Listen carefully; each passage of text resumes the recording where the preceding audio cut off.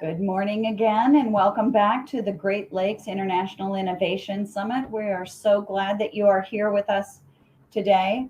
Our final panel will highlight innovative finance programs, and we would like to welcome Amy Haschak, partner and network management for Jumpstart, to moderate this panel. And I will leave it in your very capable hands, Amy.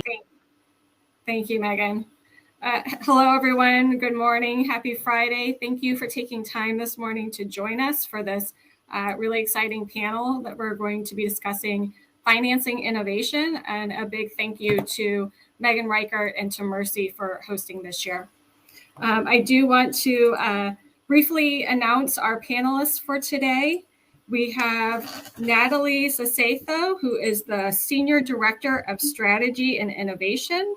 We've got Vera, who's the Director of Development and Co-op Organizing for Co-op Cincy, and Bill Taft, Senior VP of Economic Development for LISC. Hello, everyone. Thank you for joining our panel. I'm excited to dive in today. But to start, what we're going to do is do a little bit of a round robin and let everyone introduce themselves a little bit further, talk about the positions that they have within their organization so you can get to know us all a little bit more, and then also just share a little bit of information about each of our organizations. And while doing so, we are going to ask that each of you joining us start to think about some questions that you may have for our panelists today, and we're just really excited to have a good discussion. So with that, I want to start with you, Natalie. You can tell us a little bit about yourself, your role within the organization, and maybe a little bit of information. Yeah, thank you so much. So just to get started, I wanted to say thank you for having me today. Excited to be a part of the conference and even more excited to be a part of the panel. For those of you who are watching, I appreciate the time and your involvement, and also just all of the support that I'm sure you all are providing in your communities.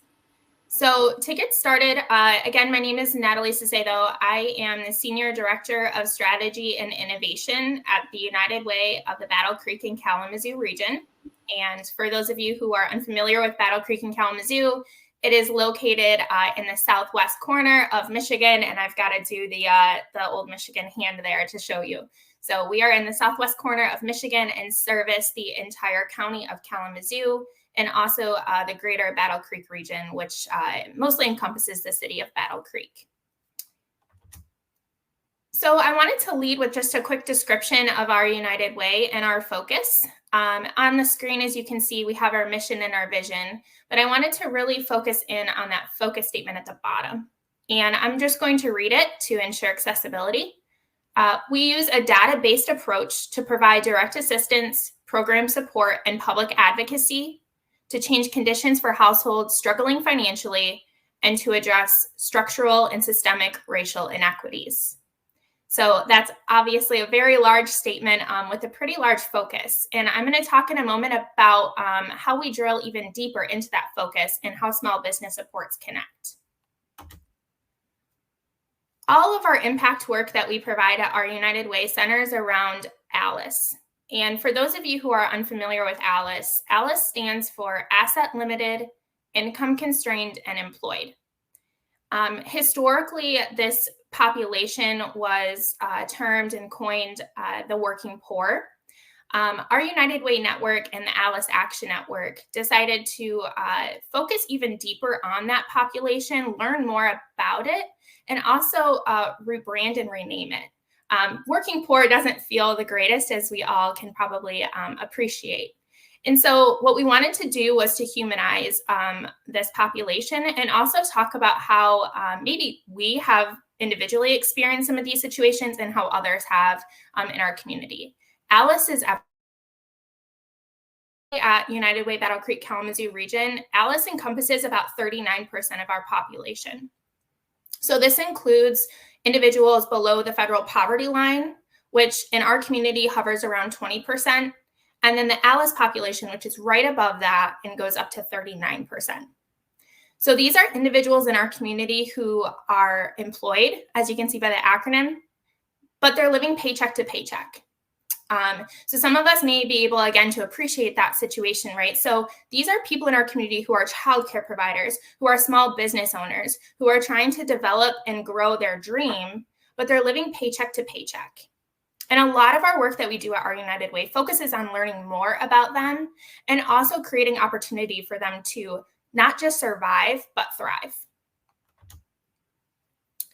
When we think of ALIS, there are lots of things that encompasses an ALIS individual or a family. So the items up on your screen encompass their budget, right? So there's several items such as childcare, healthcare, transportation. But I'm going to focus a little deeper and talk about the employment piece. At Our United Way, we're very new in the game. I say that we're the new kids on the block. If any of you are familiar with United Way Network, historically, traditionally, we are not in the space of small business programming. If anybody out there knows of another United Way who is doing this service, please let me know. I'd love to connect further.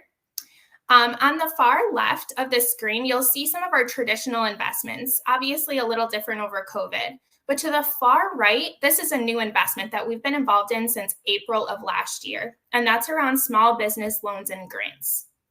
So as you can see, those are just some high-level numbers encompassing the dollars that we've been able to invest over the last year plus and the number of businesses that we've been able to support. Through our small business programming, we have a grant fund and a revolving loan fund.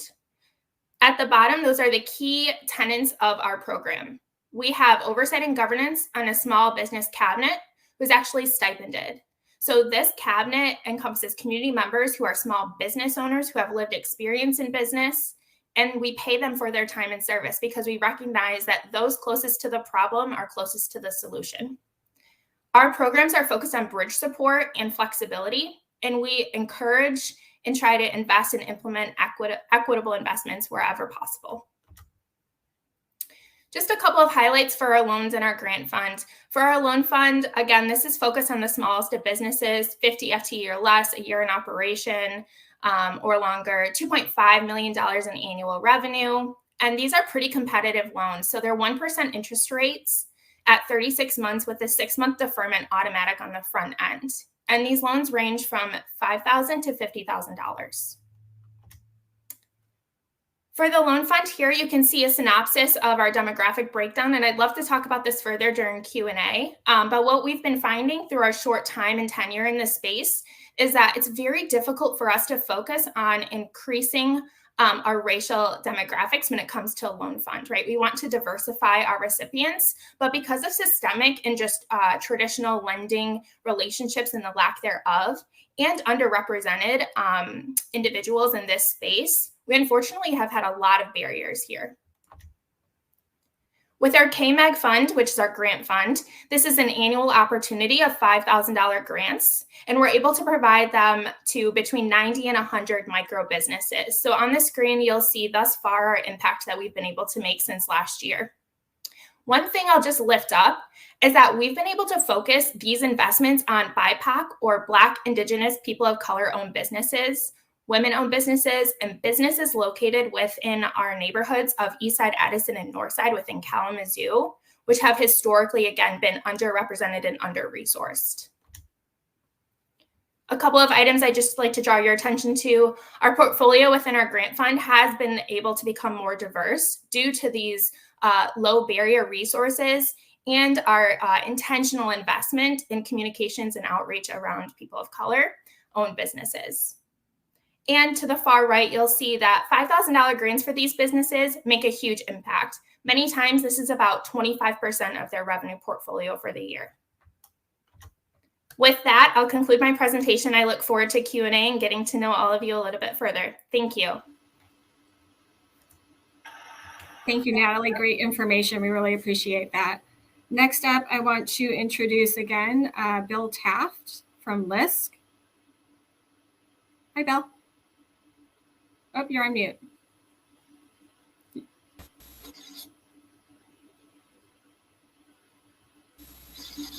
There you go. Whoa. The unmute button is a little sticky. Okay. So thanks for having me. My name is Bill Taft. I'm the Senior Vice President for Economic Development for Local Initiative Support Corporation, or LISC.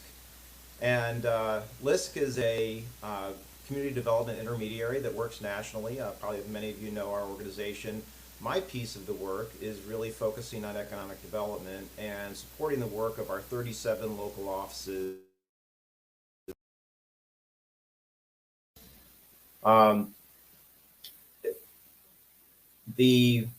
So I'd like to talk a little bit more about just the bigger picture about how all these pieces fit together, and how we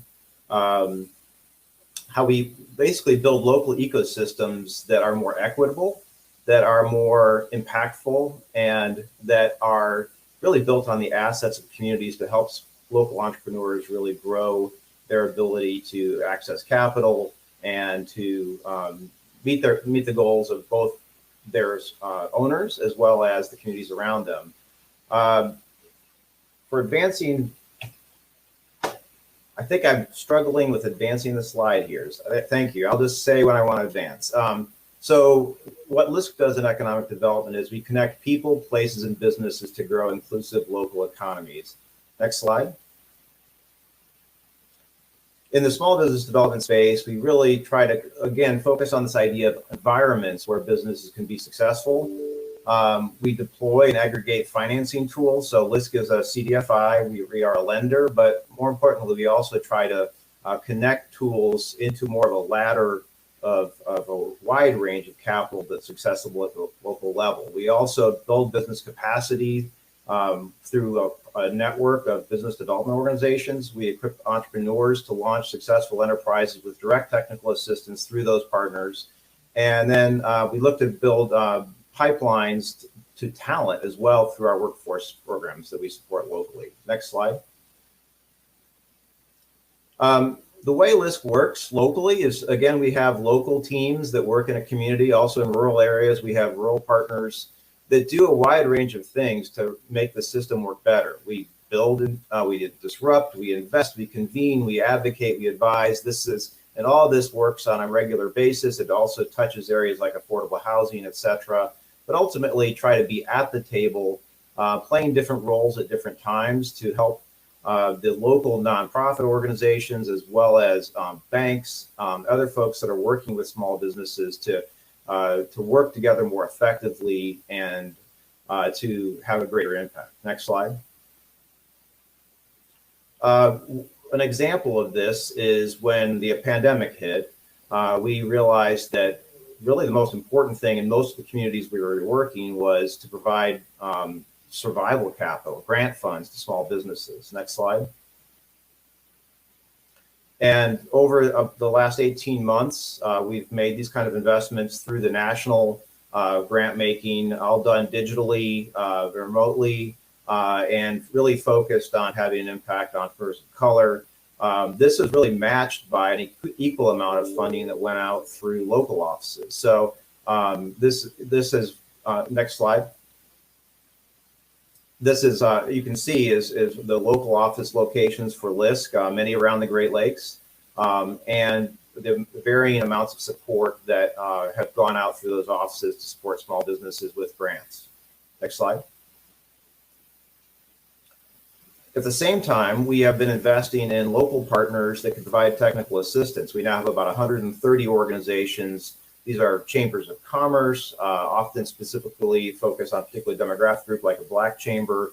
These are also entrepreneurial support organizations of a wide range of focus. These are commercial district support organizations, Main Street programs, et cetera, that we support to provide technical assistance to businesses in 30 urban markets. You can see just the levels of investment, and also a wide range of corporate supporters that are now allowing us to fund these groups with grant funds. Next slide. You can see where these are located. Again, our focus is really on supporting culturally competent organizations to work with entrepreneurs of color, and part of that is supporting these business development organizations that that also have an affinity with those businesses. Next slide. We also provide resources to that help the local business development organizations and the ecosystems as a whole that they are part of basically spread and utilize best practices. We work with groups like Brookings, et cetera, to Next Street to create these guides to support this work. Next slide. And then we're also a lender, but we recognize we're part of a larger lending. I guess I tend to call it a ladder at a local level. And so we have a wide range of tools to make loans, starting with a baseline of partnership with Kiva up to large real estate loans. Next slide. But we also recognize that we're part of an ecosystem in each of the communities we work that have other lenders as well, and we try to work in coordination with them as well. First of all, just understanding what the abilities are of the different loan products and lenders in the market and where there are gaps, and working in coordination to fill those gaps. Next slide. One of the things we've learned, and an opportunity that's arisen through the grant making we've made, is we now have over 900,000 small businesses that have applied for grants to us virtually that give us a lot of information on those businesses. And it's an opportunity for us to provide resources directly to those businesses. And so technical assistance, connections to capital sources are one of the things we'll be deploying over the next year. And also really wanting to connect these businesses back to local partners that might be able to help them in our individual markets. And so that's something we'll be deploying over the next year. Next slide. And really, ultimately, this goes back to this idea there needs to be a more comprehensive approach to the work. We are part of an ecosystem. We are working to build that ecosystem. We are looking to strengthen the individual to business development organizations with grant funding, but also networking them together and providing best practices and collaboration. Obviously, access to capital is a critical part. And finally, just supporting innovation and sharing the best practices are another part of that. So this just gives a broader context of how we try to partner in local communities. That's it. Thank you, Bill. Great information. We are certainly close partners with the LISC here locally in Toledo and Northwest Ohio. So very familiar with a lot of the things you had in there. We are also a Kiva trustee here, Jumpstart is. So right. Yeah. Thank you for that information. Next, want to reintroduce Ellen Vera from Co-op Cincy. Good morning, everybody. So great to be with you all today. It's so great to hear about all the things people are doing across the Great Lakes region to really try to build thriving small business ecosystems. Today, I'm going to talk to you about a little bit about an ecosystem called the cooperative business ecosystem and how we're playing a role in Cincinnati, Ohio. So with that, I'm going to bring up my slides here. And so I'm one of the co-founders of Co-op Cincy. We've been around for 10 years, and our kind of big mantra, our kind of our guide for all that we do is really working to create an economy that works for all. And so we are a nonprofit cooperative business ecosystem. We have 12 different co-op businesses that are a part of our network, and we provide a whole bunch of services. And I'm going to talk a little bit about that before I dive into specifically our loan fund and how we deploy capital within our system. So when I talk about co-ops, and I realize maybe I should step back just a little bit and say, so what are co-op businesses? These are businesses that are owned and run by their workers for the benefit of the workers and the community. And it can be all different types of businesses. We have everything from farms to manufacturing to construction businesses that are in this model. And it's just a different way of governing the business. And what we found, though, is really that by broadening ownership in our community, we can really help to also spread the benefits of ownership within our community. So some of the strategies and how that we do that. So we help to support the launch of new cooperative businesses. We do that through a couple different ways. One is a co-op boot camp or a 14-week kind of co-op incubator course. We provide one-on-one technical assistance, and we also provide loans to help them get started. So this is an example of our refugee group in Cincinnati that's working on starting an East African restaurant cooperative. We also support our existing co-ops. So once they kind of launch, we really kind of wrap technical assistance around them, help to really build that financial literacy. We really focus on working with underserved communities. And so really having those wraparound support helps them truly be successful. But today, what I'm going to really focus in on something that we're doing around transitioning existing businesses to worker ownership. And this is where our loan fund has a really big role to play. So we have a loan fund called the Business Legacy Fund, and this got started just back in 2020, and we really kicked it off in response to the wave of retiring business owners and the threat caused by the COVID-19 pandemic. It's a multi-million-dollar fund, and the whole purpose of this fund is to allow retiring business owners to sell to their workers. So before I kind of dive into kind of what this fund looks like, let me tell you a little bit about why this has been so important. So many of you know that we have a whole lot of baby boomers in our community right now that own a lot of the businesses in our community. So more than half of all baby boomer businesses, these owners plan to retire in the next decade, but 80% of them, statistics show, that lack an actual succession plan. If we look just in Ohio, we see that these baby boomers own about 54% of all of our businesses, and that's about 94,000 firms that employ 2.6 million people across Ohio. So it's a really big impact in our community. And when you take this out broader, looking nationwide, we see that this is more than 2 million businesses employing 25 million people. And so we feel like this is a really big, important time in our economy, in our society. We're going to have all this wealth, all these businesses transferring. And the question is this going to be a crisis or is this going to be an opportunity? And so for those of you who want to dig more into just kind of what this looks like, we actually just released this report called Building Legacies with the Ohio Worker Ownership Network. But just really detailing, this is something that really need to be, kind of aware of.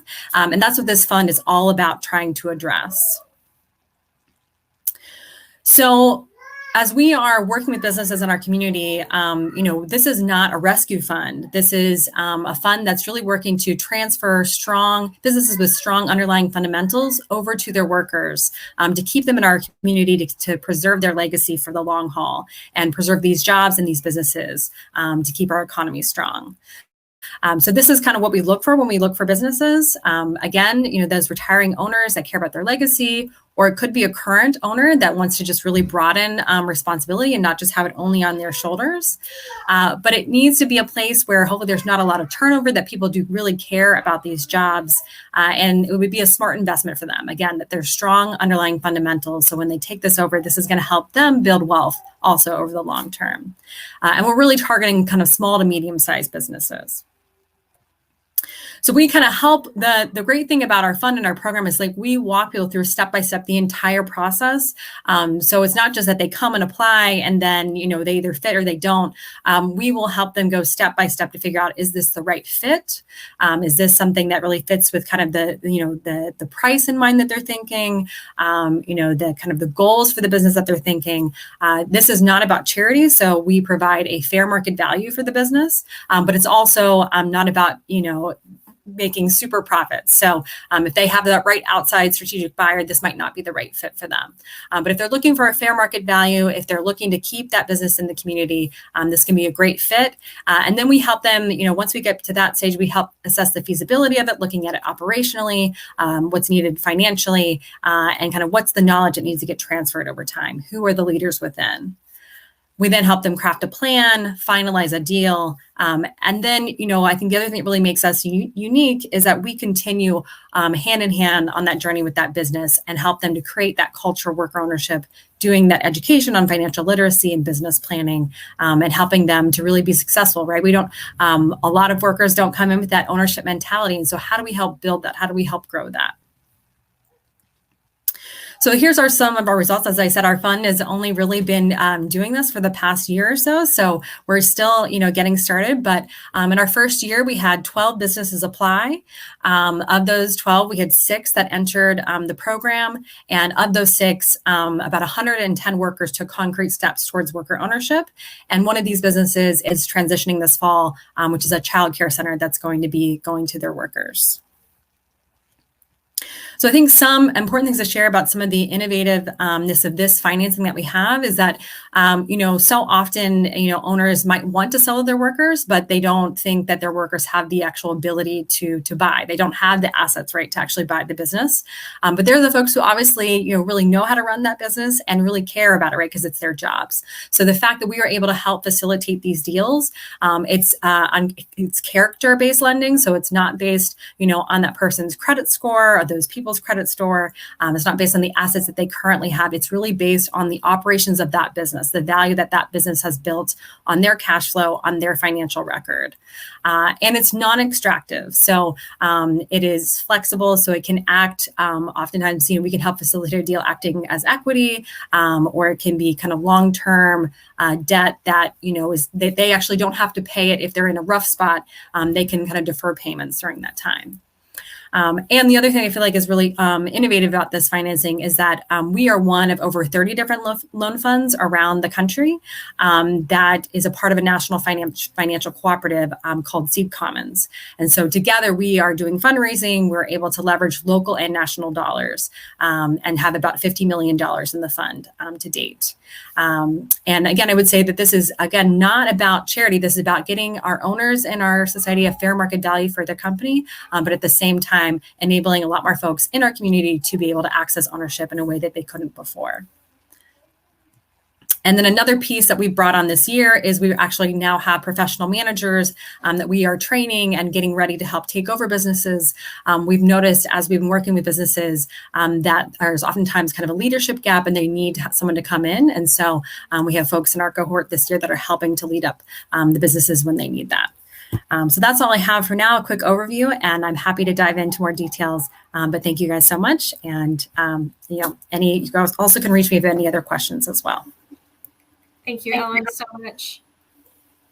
Great information. I didn't know much about the organization, so that was really great information. Thank you. Next, I want to get into a little bit of an intro to Jumpstart and just go over some of the things that we offer. Before we get started, just again, my name is Amy Haschak. I'm partner for network management here out of the Toledo office and represent the Northwest Ohio region for the tech side of the business, which we'll get into here in a minute through Ohio Third Frontier. We also have a corporate office in Cleveland. So we have been, as a company, in existence for about 20 years.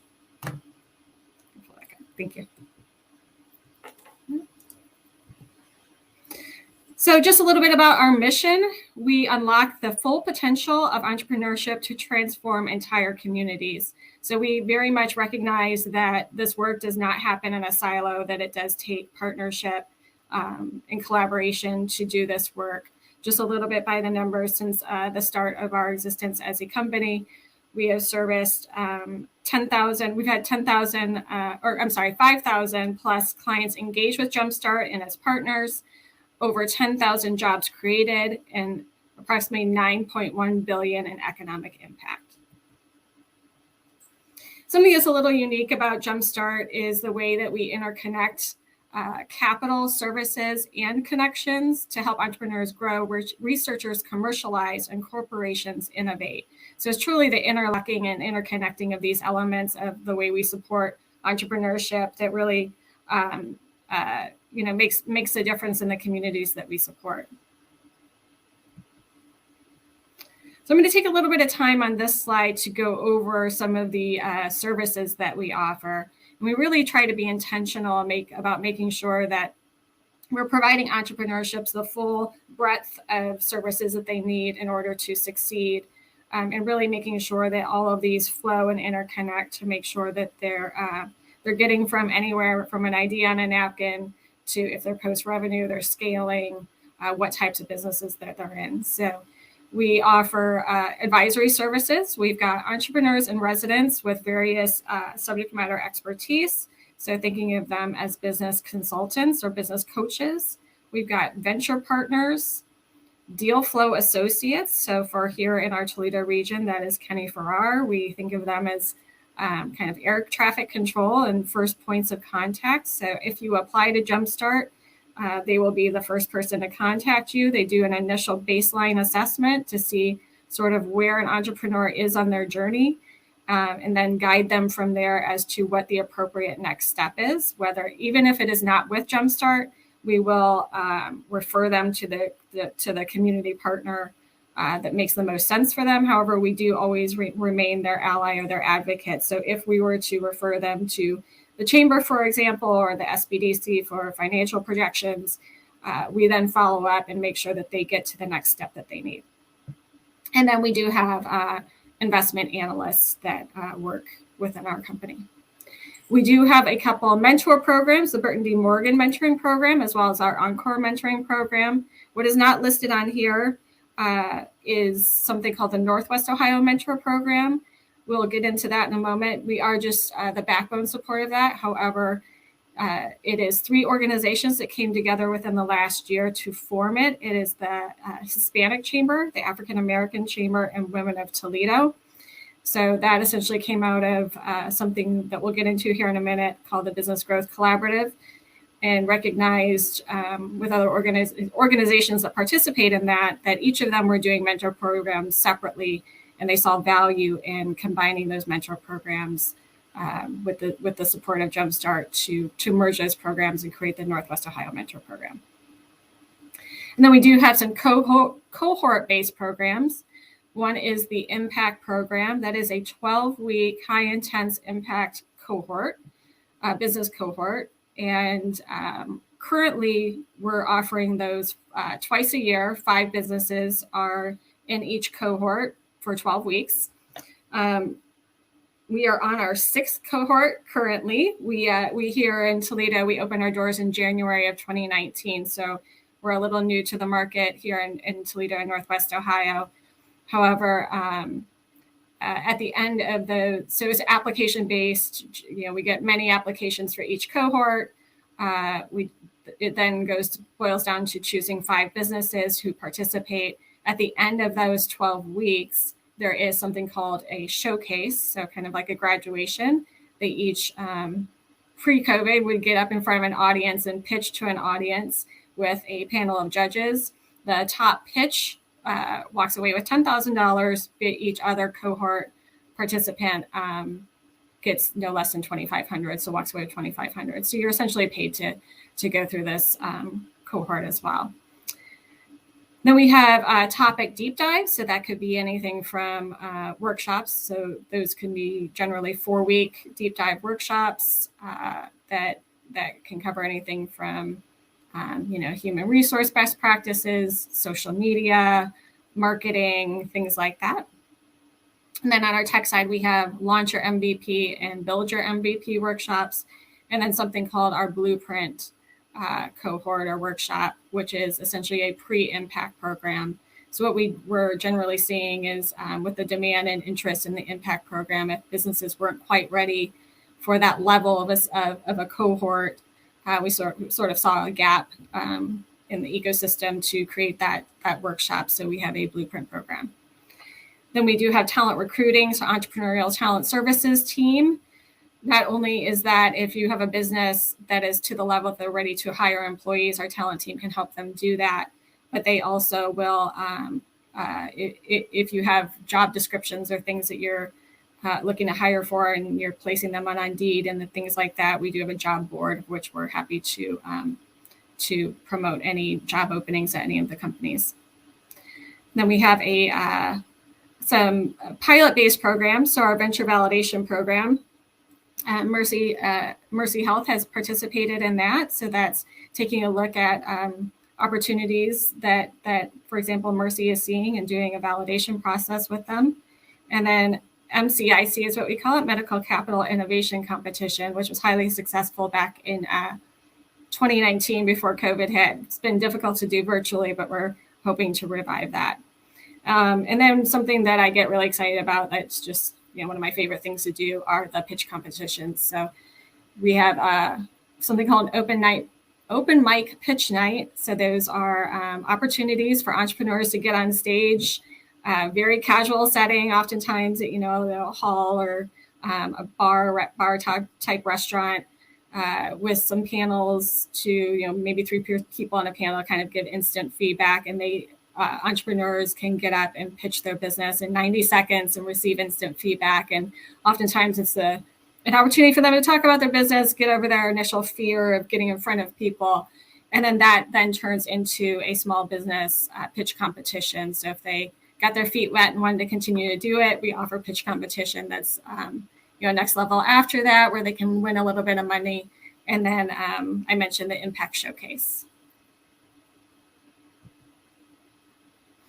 And then this kind of breaks down how we think about entrepreneurs that we service and the different stages that they may be in, and the type of programs and offering and technical assistance that we provide. So, understanding that when entrepreneurs come in, they are at very, very varying stages of business. So that, again, they may be just an idea, just exploring, or they may be post-revenue and they're looking to expand, open a second location, things like that. So this is just kind of a good slide to see how we think about the different stages and the making sure that we have the offerings to accommodate those stages and the different goals that we set.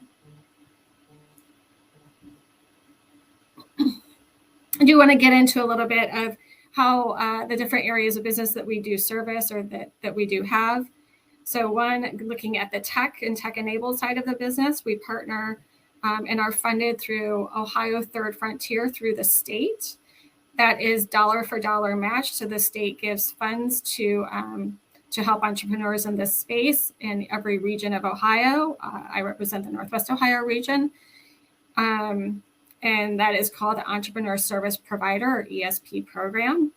The goals of that is to increase tech-based entrepreneur commercialization outcomes, coordinate a network of high-value services and assistance providers that is visible and easily accessible, and integrate sources of deal flow, support, and capital to grow these outcomes.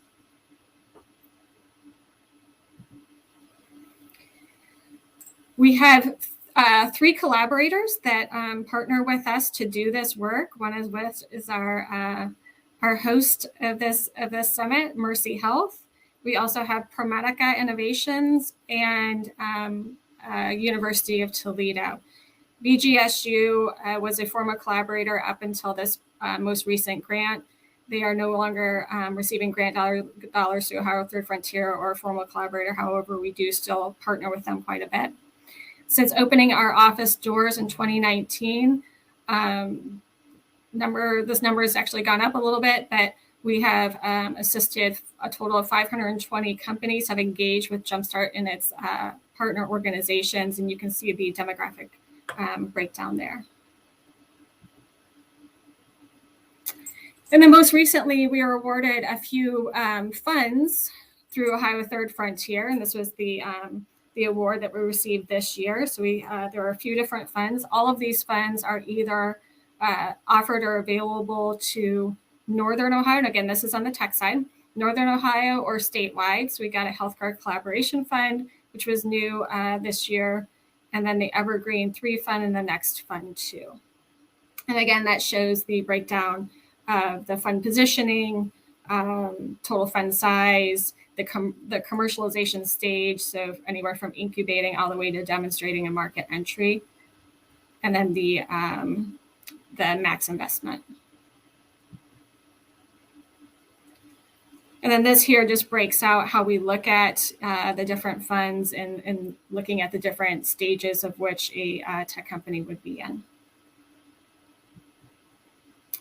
And then before I get into the Business Growth Collaborative, I do want to mention on the small business side, there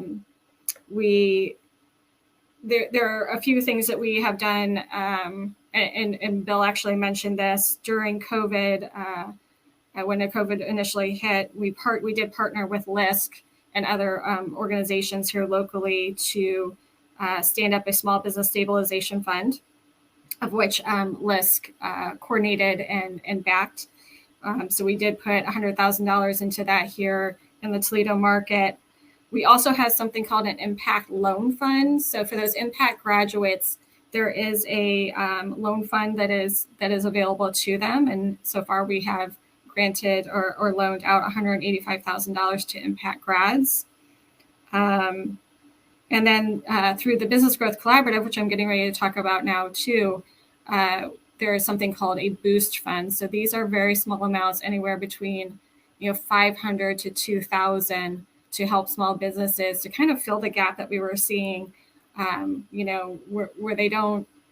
It's a little bit more than the few hundred dollars, but not quite ready for that for that next step in capital. So there are boost funds that are accessible through Business Growth Collaborative clients.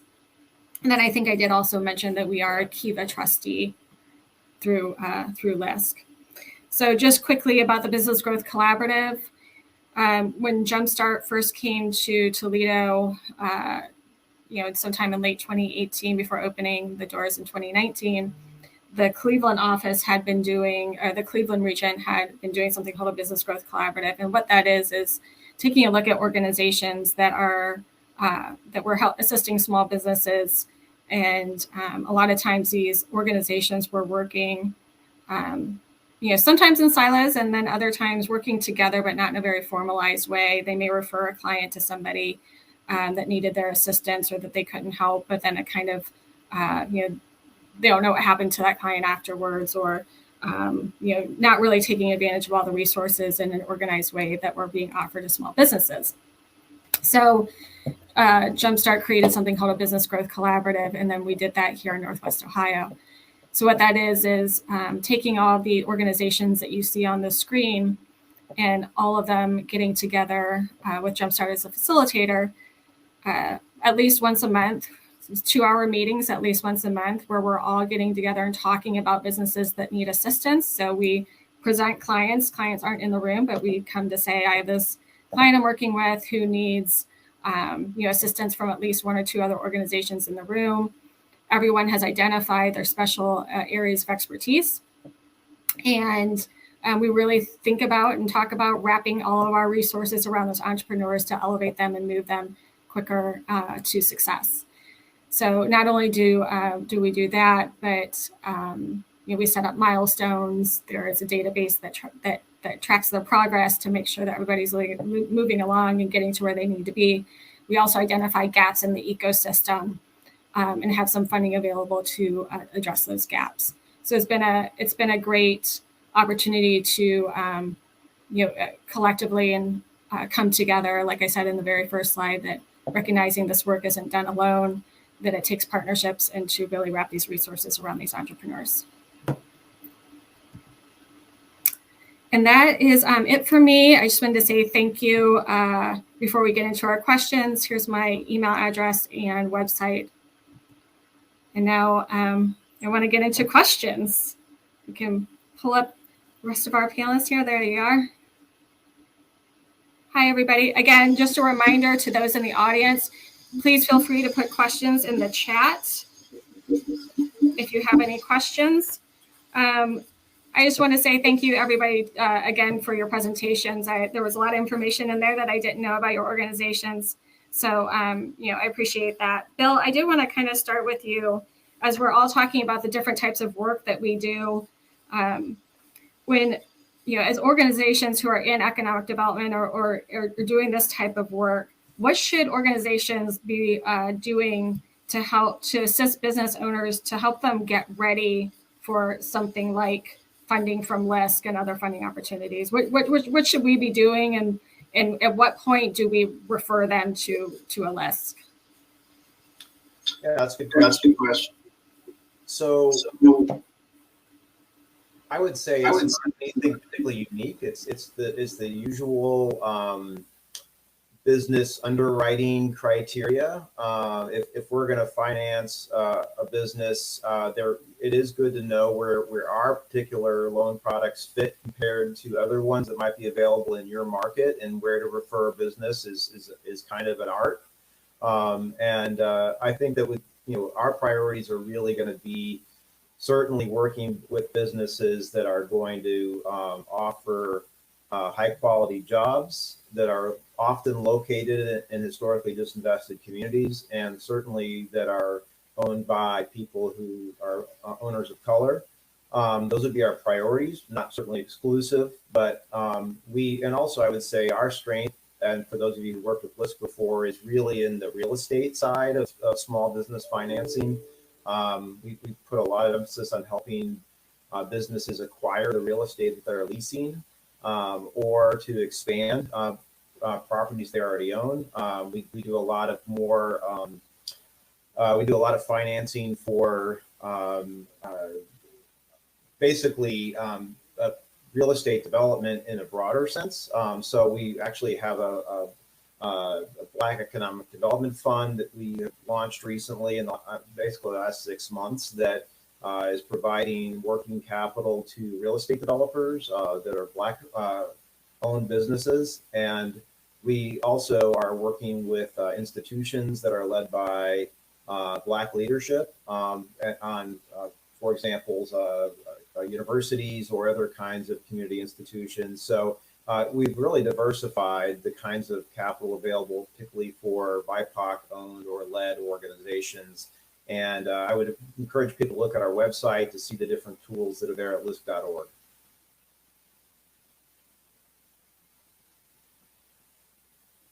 There you go. Great, thank you.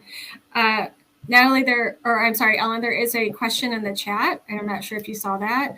It says, not every community leverages co-ops. Can you talk about the equity impact that your program has had in more detail?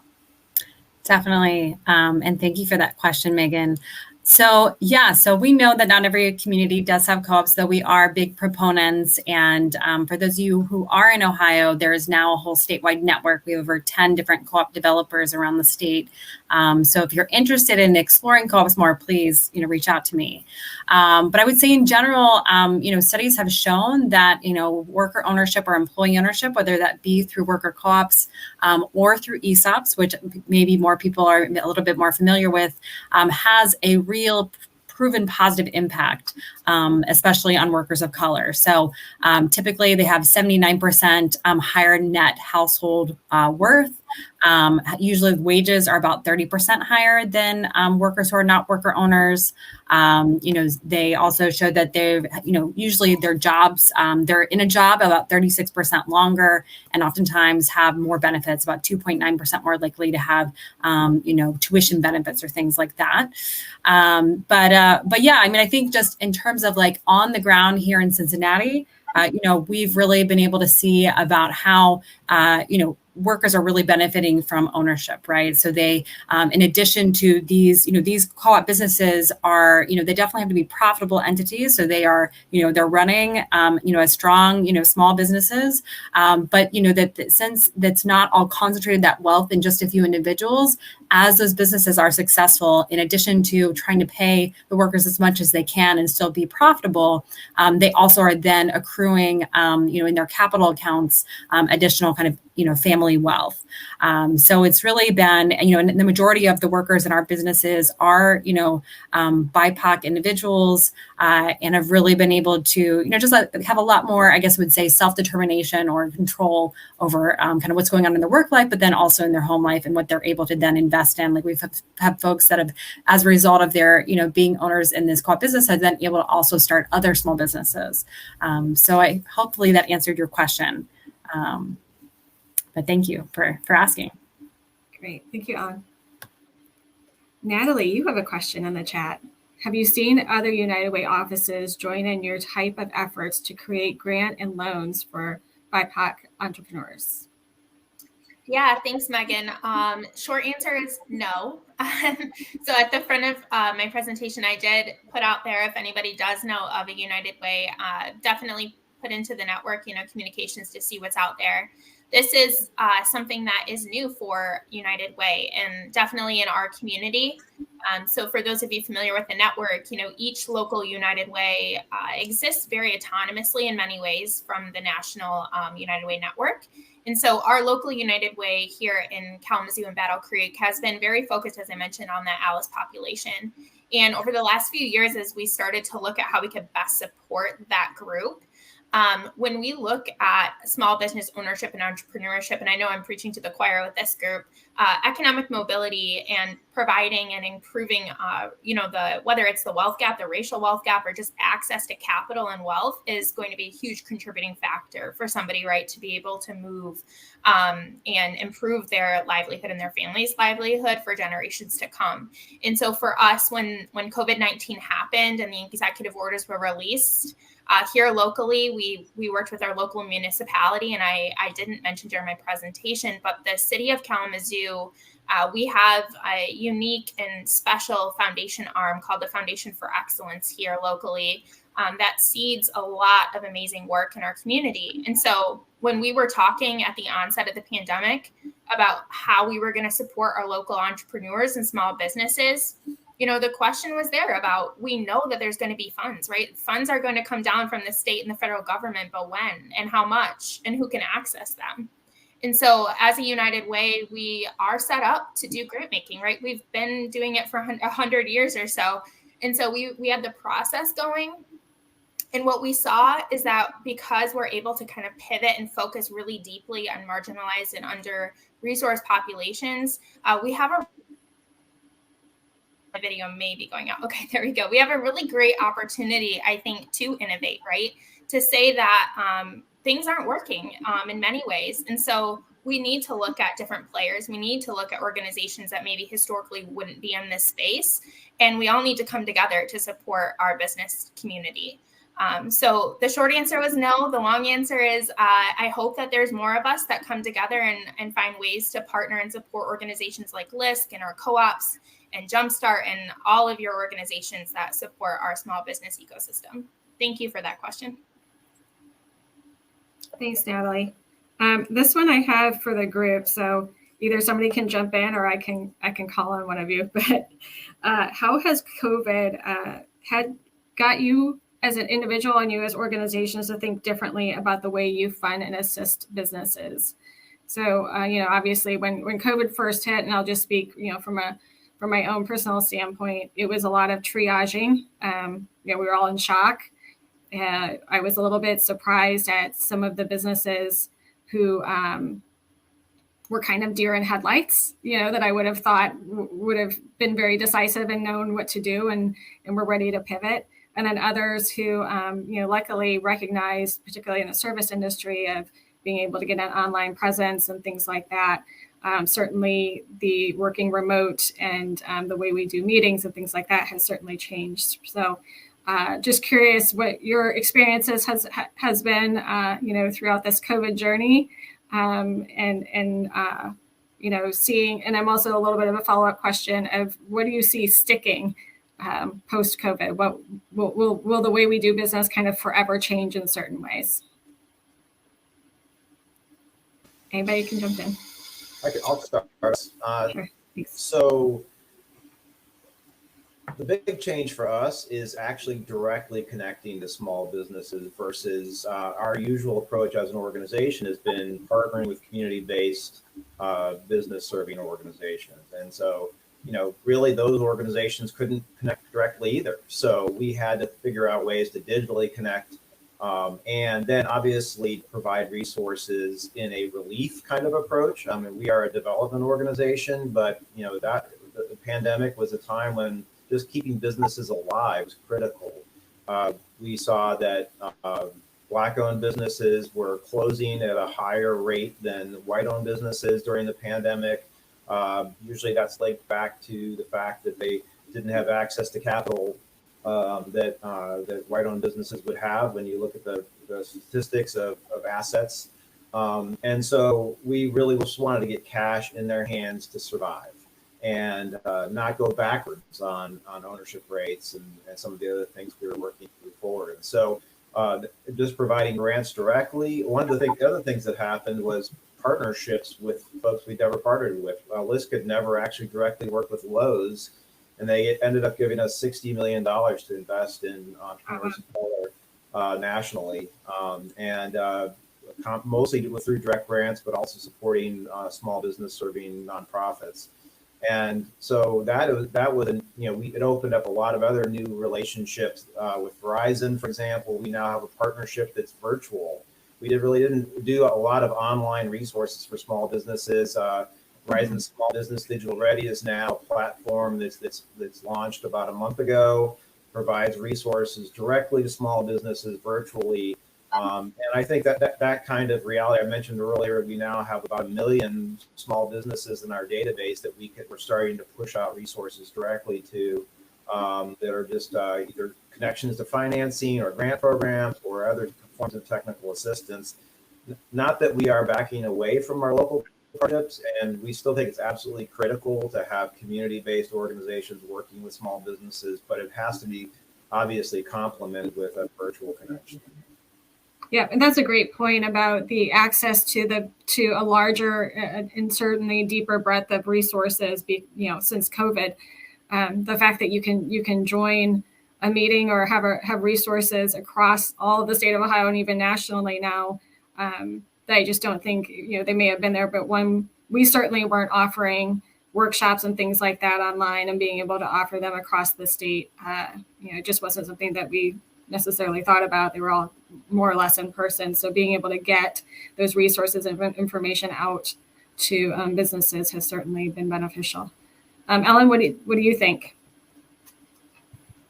Yeah, so I mean, I think in terms of how we did things differently and have, I guess, continued to was, just making sure that we got up to speed as quickly as possible on how to access all the different programs that were coming down, and then just work, hand on hand, walking through, filling out applications with the small business just to make sure that they all could take advantage of it. So I think that was definitely one of the biggest things, helping them to strategize really nitty gritty about how they were, if they were able to keep open, how they were going to do that, how they were going to implement, safe practices, and then how they were going to message that to their customers as well. So I think it was very, individualized in many ways, but it was just really trying to help them, kind of react as quickly as they could, keep their sales up as much as they could, and apply for the programs that they needed, and not kind of, I think for a lot of people, it was very confusing. So I think, trying to really play that role of helping to guide and navigate,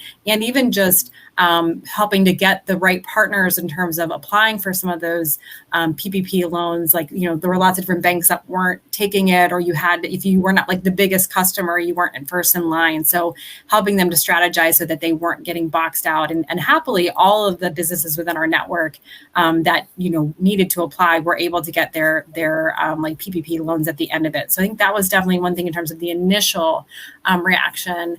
And I think, just going forward, we do more stuff, online, and we just kind of try to mix and match and see what makes the most sense.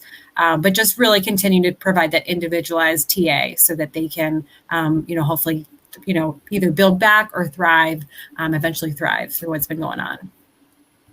Excellent points. Natalie, I'm gonna pivot to you a little bit and just add this piece. When we first thought COVID hit, and we all thought, well, we're gonna have to be in our houses for a few weeks, maybe a couple months, and here we are over a year and a half into it. So now knowing that we're settled into a new reality, what are your thoughts? Yeah, I think my colleagues on the call have lifted up a lot of what I would have offered. I think a couple of things. One, because our programs were born out of the pandemic, as I like to say, we designed them in a way that were accessible or was accessible. But I will say we've obviously had to make a lot of adjustments even from the onset. And I'm sure, a year, 18 months in, we're going to continue to make those adjustments. I think realizing, and this applies to many areas and facets of our life, realizing that we can be flexible, right? We don't have to be rigid, especially as funders. If somebody, doesn't have access to a computer or a printer, we will meet them. We will meet them at our office. We will type for them. We will work with them. We will give them access to translation services. We will partner with local organizations that they feel more comfortable working with, that they have trust in. I think that's been a huge lesson for us in this space and in our nonprofit grant making, is just realizing that at the end of the day, if the business owner, if the individual receives the support and resources that they need, then we're winning, right? And I think to my earlier point, I hope we just continue to keep the momentum. So we knew a lot of these gaps and barriers existed, and COVID-19 was the microscope that put us under, put it under the microscope and said, hey, let's fix some of this, right? We've got the momentum, we've built it, we've made a ton of great progress and change over the last 18 months, but there's a lot left to do, and there's more we can do. And so I'm just motivated and excited and thrilled to continue pushing forward that momentum. Yeah, and that's a great perspective, knowing that you essentially started this work under the premise of COVID. So you out the gate were already thinking differently in the way you structured, which is a great point. There's some questions in here, Bill, about Kiva. Can you talk a little bit about Kiva, and if there are organizations that might be interested in becoming a Kiva trustee as well? Sure. So Kiva is a really great international nonprofit that basically crowdfunds micro loans for small businesses. And so in the US, they work a little differently than they do internationally. And they have either local hubs or local trustees, which are community-based organizations that promote Kiva in two ways locally. One is to just promote it to folks that might be interested in making a loan online, and then also promote it to small businesses that are interested in borrowing. They are really kind of when I think about that capital ladder, they are one of the first rungs that are most accessible to very small businesses. They basically are reputational credit based. So you need to show that you have friends that are willing to invest in modest ways. And also you need to have a community-based organization that will vouch that you are truly a business in the community. And then basically they will help, usually one of these trustees will help you build your profile online, and then it goes live, and you have a certain period of time to find lender investors into your business for the thing you're specifically looking for capital for.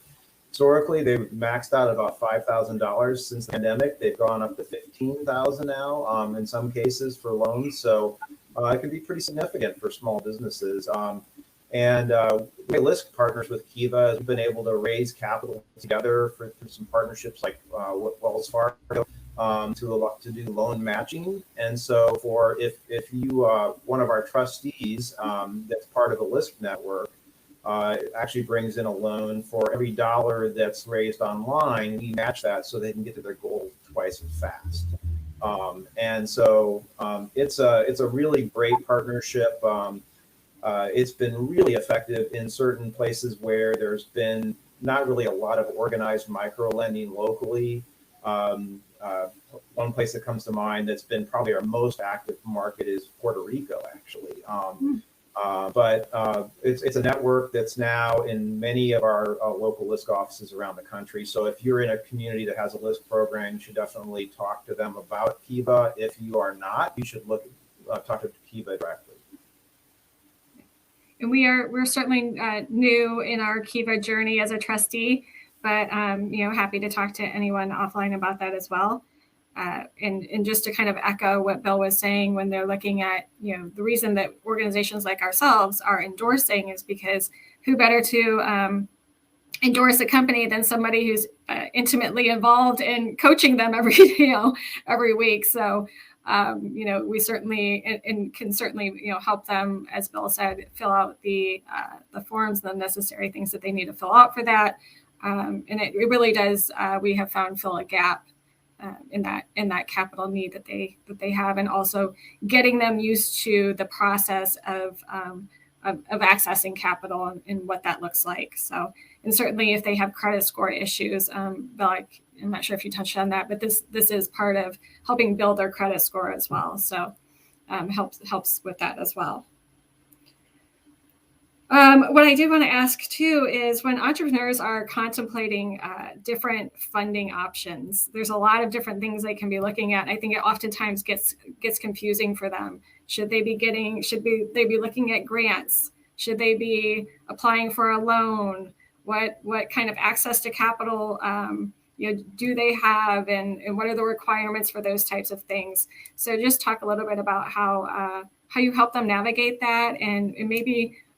For us here locally, we work with the city, the county, and we try to make sure that we have at least a pulse on the different grants and opportunities that are out there. It can be overwhelming even for somebody who does this for a living, right? To make sure that you are constantly on top of and aware of everything that's out there and everything that's going on. But every community is different. Our hope going forward is to through the Business Growth Collaborative and other partnerships like with Mercy and the ESP side of trying to somehow get some sort of consolidated list or make sure that there's some sort of, portal or something like that where we can all input that information. But every community does it differently. And I'm just wondering what your thoughts are on advising clients and how you stay on top of that information. I can I'll start. A couple things. So again, perspective coming in relatively new to this space. The biggest, I think, lesson that I've had and the biggest asset I've been able to provide to our community partners is if I can't navigate it, then I don't think the small business owner can navigate it. It's really hard. I think you touched on that, Amy, for us as service providers and connectors to continue to know, right, to be up to date, to know who we should send them to, because obviously it's really disheartening to send somebody to an organization or a funding source and then they come back and say, it didn't work, I didn't qualify because of this reason. Mm-hmm. So yeah, it's a huge battle, and I'm sure all communities can agree with that. In Kalamazoo, I think, because again, I might not have mentioned it, but our programming is tied to the city of Kalamazoo due to our funding resource. So although we have a larger service region, as a United Way, our small business programming is focused within the city of Kalamazoo. And so our connections and our ecosystem are really focused there. In Kalamazoo, a collaborative, I should say, called the Greater Kalamazoo Business Resource Network. And it's a conglomerate of, I think, 40 plus local organizations who are either funders or service providers. And we meet monthly consistently to talk about, our ecosystem and what projects we're moving forward, how we're partnering together. And there's a subgroup called the Capital Consortium, and we have an online presence. And what it is a one-stop shop. It's an application that a business owner can complete. And then whomever's a part of that Capital Consortium, we receive the application and typically a proposal, a business proposal or a business plan alongside. And that's been super helpful because obviously for that business owner, they're completing that one application, sending it through, and there's, I think over 20 of us probably are close to that who receive it. We can review it, and then we can reach out to that business owner and say, hey, I looked at this. You're a good fit for our grant program or our loan fund. Can you meet, and we'll set up a call or a meeting with them. So that's been a huge resource for us in a way that we've been able to, I think, satisfy some of that, the barrier that exists around that. But we also have an ongoing effort to work together to ensure that we have a map, an ecosystem map, and that that's available for all of us so that we know what's going on and that our community does as well. And thank you, Sandra, too. I know you're out there for dropping that link there. I would just want to jump in and say that the Kalamazoo platform is really a great example of an ecosystem coming together to create a shared portal, which really simplifies it for small businesses. There's a growing number of cities doing that, but many still have not. So I would just encourage looking at that as an example for cities that have not. That's great. I know I'm going to be checking it out. That's great. Did either of you have anything else to add about just how you advise and navigate the different funding opportunities for the businesses that you're seeing? I just would go back to, this is why we really believe strongly in supporting both ecosystem building, so the networks locally, and you can't over communicate between entrepreneurial service organizations that work locally and CDFIs that are lending locally and local banks. it just it just takes real intention and sticking with it over time and building trust. And really you want to get to the point where any organization in that ecosystem knows who to refer a business to if they're not a good fit with them, and can actually make a warm handoff, pick up the phone and actually call that person, introduce the business. That makes all the difference and how effective that referral is. I 100% agree. I mean, even when we look at the Business Growth Collaborative, if we present a client that needs assistance from more than one organization in that room, we always make sure that that the lead who's presenting that client is a part of that introduction and does a handoff.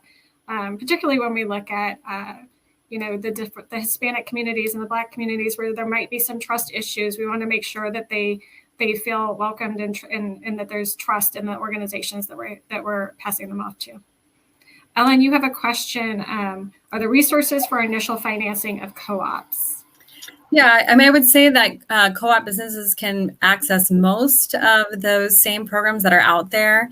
I would say that the one difference is depending on where you are in the U.S., is around SBA loans. So depending on whether or not somebody's willing to make a personal guarantee, I mean, when you have a group of workers. So I know there's been some work done to try and kind of maybe get past some of that personal guarantee piece, but that sometimes can be a barrier. But for the most part, co-op businesses, they're a business organization. They can apply for any of these funding opportunities. We do through our own local fund, like we do help with startup capital for co-op specifically. But yeah, there's not any kind of, I guess I would say, like prohibition on them applying for any of these other programs that people mentioned.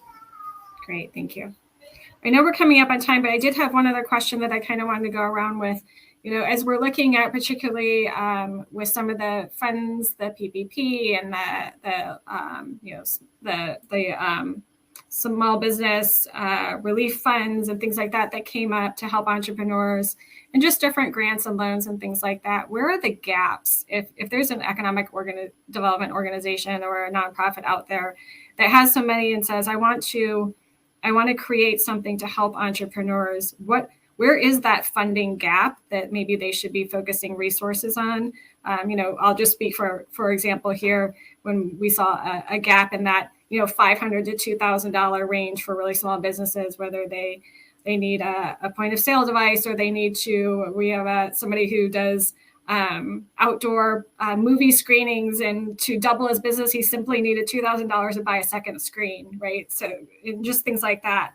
So we created that boost fund, but where are some gaps that you all are seeing that may need to be addressed in regards to funding? Well, I would say that heavily credit enhanced loans that are for very small businesses is always a gap for those. And I think in some ways because of all the experience in grant making, relief grant making, that we should be in a moment to make a transition to convert some of those funds that were mobilized for direct grants into, like I said, heavily credit enhanced. So high risk lending, essentially. I think at the local level, I think some of the ARP funds that are coming online now through local governments and state governments could be used for great that. Point. Mm-hmm. Yeah, great point. I did want to mention too, with the boost funds, ECDI is a member of the Business Growth Collaborative. So for every individual that receives boost funds, to make sure that they are continuing to think about capital and access to capital, they are automatically connected to our representative through ECDI. So they're building that relationship. So part of receiving those boost funds, we are connecting them with a resource within ECDI to start to get them to think in that way. I might just add a couple of items if I think about the gap. A couple, and I'm sure this might vary in community too, but for us, I know locally in Kalamazoo, there's been a couple of things. So the first is startup funds. So again, for our funding, we do provide that, the mini grant and the micro loan to our community. But we're providing them at a level of, a year in operation or longer. And so we do have kind of a small gap consistently and currently in our community for startup funds. And I've heard that across, the board and several other communities as well. just having enough for them to get started, right? To start up that dream and to move forward.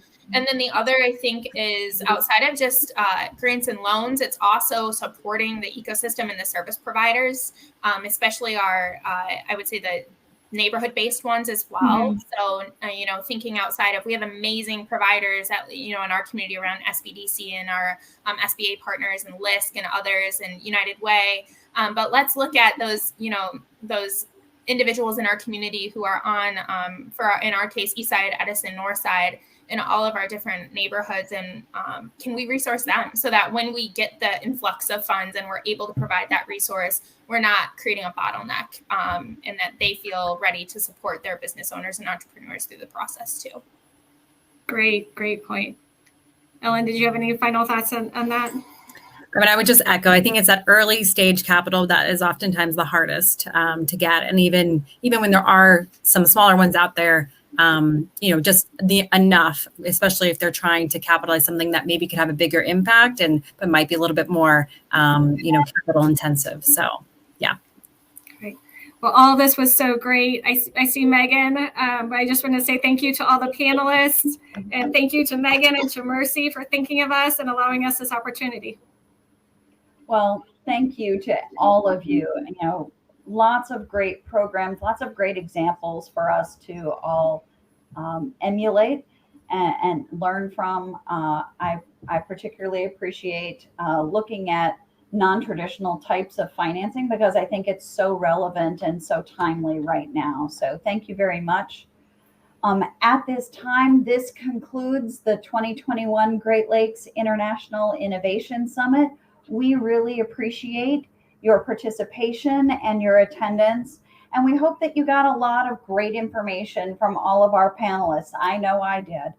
And we appreciate all of our panelists and our moderators in taking time to share their information with us.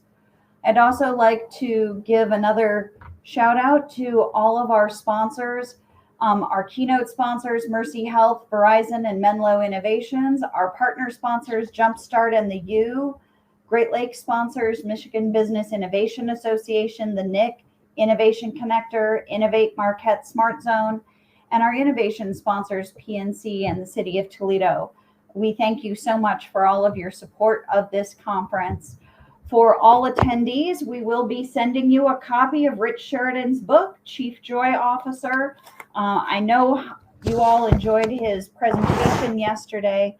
And personally, if you are interested in being a part of the planning committee and joining the team that puts on this conference, please feel free to send me an email, and I'll make sure that your name is included in the list. If you have ideas for future conferences, please let us know.